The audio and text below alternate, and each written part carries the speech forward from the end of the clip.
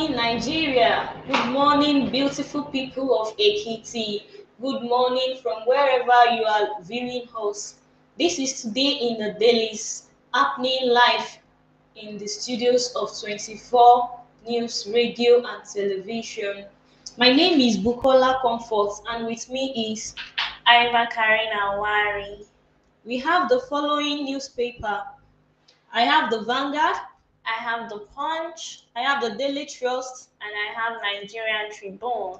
I have the Daily Post, and others. Now, the headline: Speaker Abbas denies involvement in alleged 18.6 billion naira NAS building contract controversy.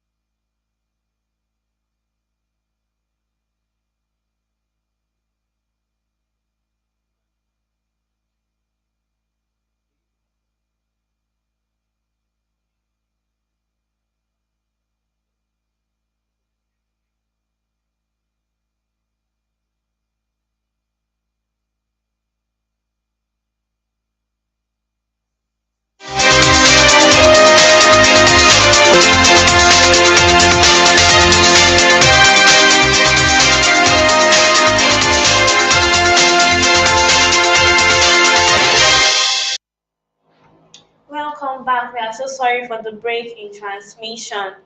From the Punch newspaper, this headline says adoption surge. Northern governors demand mining suspension, unveils 228 billion naira security fund.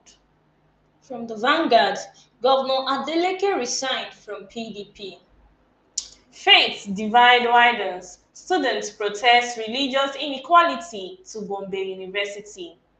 From the Daily Post, man sentenced to death for murder of neighbor. This headline is coming from the Tribune. Minister of Defense Badara Abubakar resigns. Still on the Daily Post, Adamawa Assembly asked Governor Fintiri to suspend Madagali Council chairman. And from the Nigerian Tribune, bandits strike in Kogi as troops thwart terrorist attacks in Chibok. Others. Insurgency. FG getting support from US, UK, France, says Ribadu. Jonathan's wife, ex-APC chairman, former governors affected as FCTA goes for 1,095 revoked Abuja lands. Resident doctors threaten to resume strike. Nigeria provides protection to Guinea-Bissau opposition candidate amid coup. Now, the news in full. Speaker Abbas denies involvement in alleged 18.6 billion naira NASC building contract controversy. The Speaker of the House of Representatives, Honorable Abbas Tajuddin, has dismissed allegations linking him to the purported mismanagement of 18.6 billion naira allegedly associated with the National Assembly Service Commission NASC headquarters project. The allegation made by the Socio-Economic Rights and Accountability Project, SIRAP, suggested that the Speaker had questions to answers over funds purportedly tied to the NASC building. However, in a statement issued on Monday by a special advisor on media and publicity, Musa Abdullahi Krishi, Abbas described the claim as factually incorrect and misleading. For the avoidance of doubt, the Speaker wishes to state unequivocally that he has no involvement, directly or indirectly, in the award, processing, supervision, or payment of any contracts within the National Assembly bureaucracies or any of its agencies, the statement read. For more details on this news, you can visit the Vanguard newspaper. Adoption surge. Northern governors demand mining suspension. Unveil 228 billion security fund. This is from the Punch newspaper. Northern governors and traditional rulers on Monday called for a 6-month suspension of mining activities across the region, blaming illegal mining for the worsening insecurity in many states. The northern leaders also announced plans to mobilize 228 billion naira to fight bandits terrorizing communities across the region. Under the arrangement, each state and its local government will contribute 1 billion naira monthly to be deducted at source under an agreed framework. This means that the 19 northern states will raise 228 billion naira annually. They said the fund would provide sustainable financing for joint operation, intelligence-driven interventions, and coordinated security responses across the North. These were contained in the communique issued after a joint meeting of the Northern States Governors Forum and the Northern Traditional Rulers Council held at Sir Kashim Ibrahim House, Kaduna. Still on the Vanguard, Governor Adeleke resigns from PDP. With less than 24 hours to the People's Democratic Party PDP governorship primary election, Governor Ademola Adeleke has resigned his membership from the party. The PDP chairman in Osun State, Mr. Sunday BC, had on Monday disclosed that the party would not hold the primary election on Tuesday as scheduled due to the factional crisis within the party, and that Governor Adeleke is no longer interested in picking the party nomination as a result of the crisis. However, A letter that emerged from the party national secretariat insisted that the primary election will hold on Tuesday at the Atlantic Multipurpose Hall in the state capital. Meanwhile, the governor, in a letter dated November 4, 2025, which surfaced on Monday evening, resigned his membership from the primary. The letter, which was addressed to the party chairman of Sagba Ward 2 in Ede, attributed the crisis in the party as the reason behind the governor's decision. According to the letter titled Resignation of my membership of the People's Democratic Party (PDP) due to the current crisis of the national leadership of the People's Democratic Party (PDP, I hereby resign my membership of the People Democratic Party with immediate effect. Governor Adeleke resigns from PDP. For more details on this news, you can visit the Vanguard newspaper. From the Punch newspaper, faith divide widens, students protest religious inequality at Gombe University. When the Federal University of Kashere opens its doors in 2011 as one of Nigeria's 9 new federal universities, students, both Muslims and Christians, arrived with hopes of growing academically and spiritually in an environment designed to cater to all. However, for Christian students on campus, that hope has long been shadowed by a persistent challenge: access to a stable and suitable worship space. 14 years after its establishment, the university still has no designated chapel for Christian worship, leading to intermittent disruptions, relocations, overcrowdings, security concerns, and online agitation. The multi-purpose sport complex, which Christian students had been using to the limited capacity of their usual venue, was reportedly locked for alleged renovations. The incident triggered online outrage and drew renewed attention to a problem that students confirmed had persisted for more than a decade. Faith divide widens. Students protest religious inequality at Gombe University. You can pick the Punch newspaper for more details. Now, this news is coming from the Daily Post. Man sentenced to death for murder of neighbor in Kano. A Kano State High Court has sentenced a 22-year-old man, Najibulai Akazim, to death by hanging for the murder of his neighbor, Ishihaku Yahoo, during a dispute in 2024.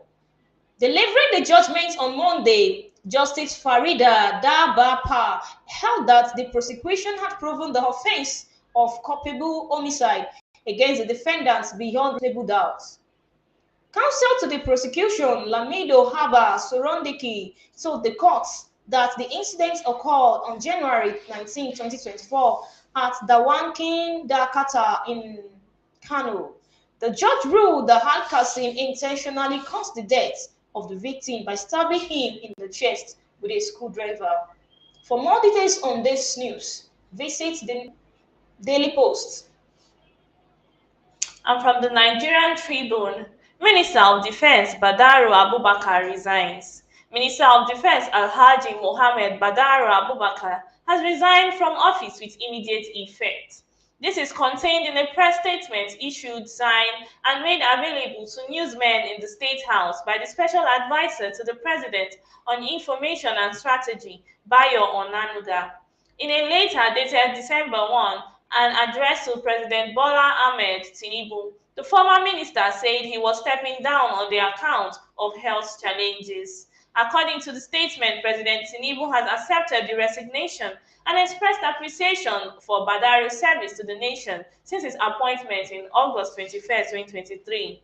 The special advisor to the President of Information and Strategy added that the President is expected to forward the name of a new ministerial nominee to the Senate later in the week. Badaru, 63, a two-term governor of Jigawa State between 2015 and 2023, exits the cabinet at a time the President has declared a national security emergency, with further details on its implementation expected soon. Minister of Defense Badara Abubakar resigns. You can pick up the Nigerian Tribune newspaper for more details. Still on the Daily Post, Adamawa Assembly asks Governor Fintiri to suspend Madagali Council Chairman.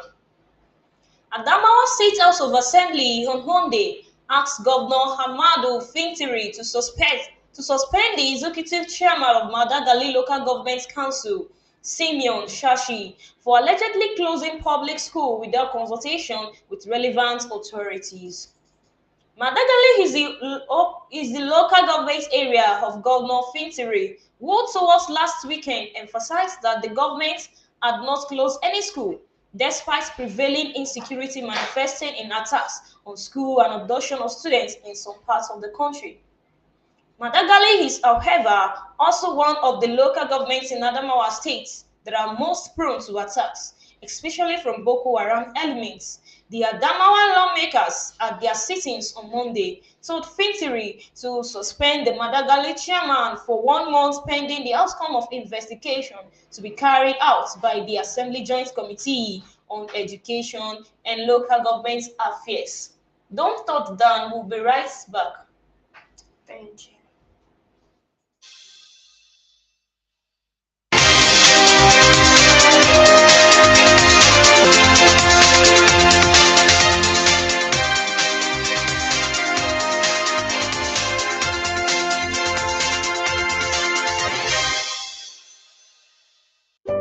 Welcome to 24 News Radio and Television, your trusted companion for real-time updates, expert analysis, and compelling conversations. We bring the world closer to you with clear, credible, and concise information at every moment. With our seasoned reporters and sharp broadcasters, we dig deep to uncover the facts behind the headlines from your neighborhood to the global stage. Stay connected with 24 News Radio and Television for breaking news and current happenings across the globe. 24 News Radio and Television. The world is closer than you think. Welcome back. Thank you for not touching the dial. From the Nigerian Tribune, bandits strike in Kogi as troops thwart terrorist attack in Chibok. Others. Suspected bandits on Sunday attacked Ejiba town of Yagba West local government of Kogi State, kidnapping the pastor, his wife, and yet to be a certain number of worshippers. This was as military troops at the weekend foiled bandit attacks on Chibok communities as well as destroyed their hideouts in Katsina State. While no fewer than 12 adopted girls were rescued in another operation at the weekend. It was gathered that the Kogi attack occurred during a church service at the New Cherubim and Seraphim Church. According to an eyewitness, Adeboyega Oguns, who was present at the church, congregants fled in panic as the attackers struck. The Kogi state government said it had intensified surveillance and patrols and launched a manhunt for the bandits. The Commissioner for Information and Communication, Kingsley Fanwo, said, "Yes, I have information to that effect, and I'm also aware that the security network, comprising the conventional security agencies and the local security architecture, is currently doing what they should do." Bandits strike in Kogi as troops thwart terrorist attacks in Chibok. Others. You can get the Nigerian Tribune newspaper for more details. And this just shows that our country is experiencing serious security issues because the army rescuing one set of people, the military will rescue one set of people, Before you know and it, again another state will be attacked. We have a long way to go. May God continue to preserve and save us. Amen.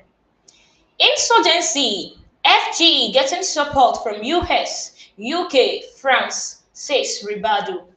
The federal government is receiving support from the United States, the United Kingdom, France, and other countries in its efforts to tackle insurgency and rescue abducted students, the National Security Advisor, Nuru Ribadu, has disclosed. Ribadu spoke on Monday during a visit to St. Mary Catholic Church in Papiri, Hagwara local government area, Niger State, where 265 students and teachers were recently kidnapped. It delivered a message of hope from President Bola Tinubu and reassured parents that efforts to secure the students' release were intensified. "You are not alone. I can assure you we are together in this. Many good people from all over the world are coming to support us, including the United States of America. We appreciate everyone, especially the European countries like France, the United Kingdom, and a couple of others. The whole world is coming together to stop and defeat this evil, which has been going on in Nigeria for 2 decades, he said. Insurgency, FG getting support from US, UK, France, says Ribadu. For more details of this news, you can get it from the Punch newspaper. And from the Vanguard newspaper here, Jonathan's wife, ex-APC chairman, former governors affected as FCTA goes for 1,095 revoked Abuja plots. The federal government, the Federal Capital Territory Administration, FCTA, has revoked the property titles of 1,095 individuals and organizations for failing to settle statutory land charges, marking a new phase of enforcement across Abuja. A notice published in Vanguard on Monday stated that the enforcement exercise follows the expiration of a 14-day final grace period on November 25th.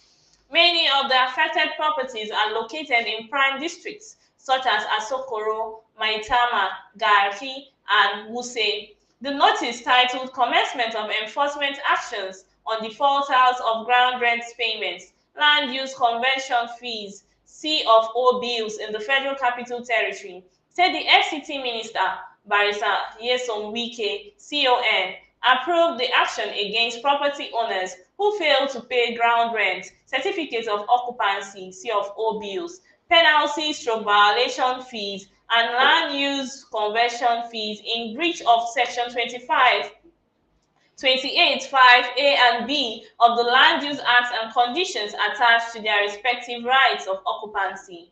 Out of the 1,095, 835 defaulted on ground rent payments, while 260 failed to pay violation charges and land use convention fees. Ownership of all revoked properties now automatically reverts to the FCTA. Jonathan's wife, ex-APC chairman, former governors affected as FCTA goes for 1,095 revoked Abuja plots. You can pick up the Vanguard newspaper for more details. Still on the Punch newspaper, resident doctor threatens to resume strike. The Nigerian Association of Resident Doctors on Monday warned that it will resume a total, indefinite, and comprehensive strike if the federal government fails to implement agreed upon demand within 4 weeks. The announcement was made in a communique issued at the end of NAT's extraordinary National Executive Council meeting, signed by its president, Dr. Muhammad Sulaiman, Secretary General Dr. Suhaib Ibrahim, and Publicity and Social Secretary Dr. Abdulmajid Ibrahim. The association has suspended its indefinite strike on Saturday after 29 days of industrial action following the signing of a memorandum of understanding with the government. The more committed the government to meet the NAT demand within 4 weeks. Resident doctor threatened to resume strike. For more details of this news, you can get it from the Punch newspaper. I hope the doctors don't go on strike again because it really affected a lot of people. You know, the teaching hospitals are where people get cheap and almost free treatment. Yes. And if these doctors go on strike, what is left for the people of Nigeria? That means people will die, people Especially will get those that sick cannot even without afford private hospitals. hospitals. Yeah. Wow. The government should really take these threats from the doctors seriously. We really hope that Meet the federal government Yes. take action, like Yes. positive action on this. Yes, meet their needs, please. They give you 4 weeks. Do something within that 4 weeks. Thank you. And lastly, from the Vanguard newspaper here, it says Nigeria provides protection to Guinea-Bissau opposition candidates amid coup. Nigeria has placed Guinea-Bissau's opposition presidential candidate, Mr. Fernando Costa, under its protection following reports that his life is under threat.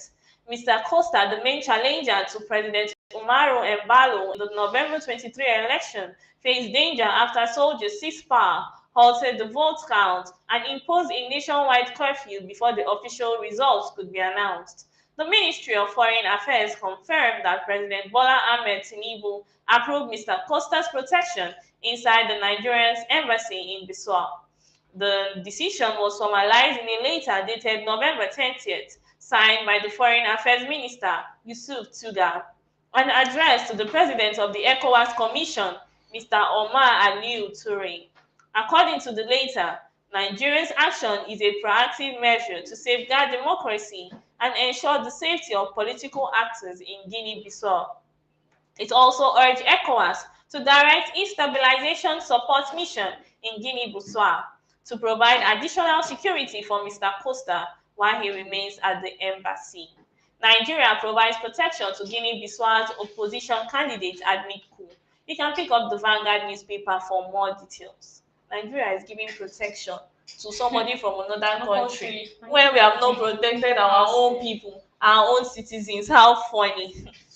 This is all we have for you today on Today in the Dailies from 24 News Radio and TV. Thank you for always tuning in and sticking with this platform. Thank you very much. We wish you a beautiful and happy new month still, even though it's the 2nd of December. We really appreciate you for always watching and sticking with us throughout the year. Thank you. I am Aiba Karinawari and My name is Bukola Comfort Dada. Thank thank you. you. Bye.